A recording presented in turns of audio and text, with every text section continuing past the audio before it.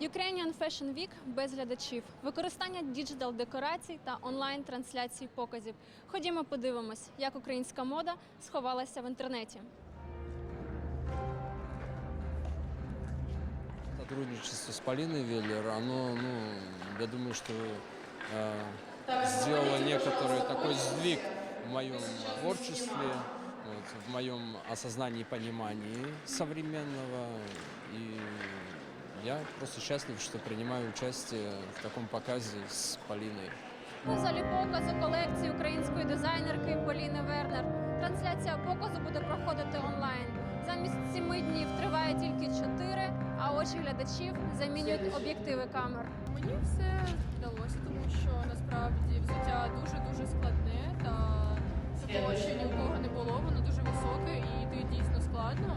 Я думаю, що я впоралася, головне, що я не впала та ніде не спіткнулася.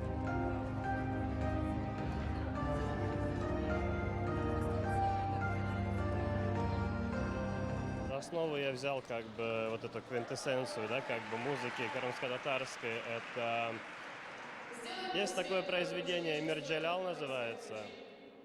Вот квинтэссенцию, то есть я оттуда взял мотив, вот, а все уже вокруг него я уже там наработал, смотря на модели, на то, что они создали.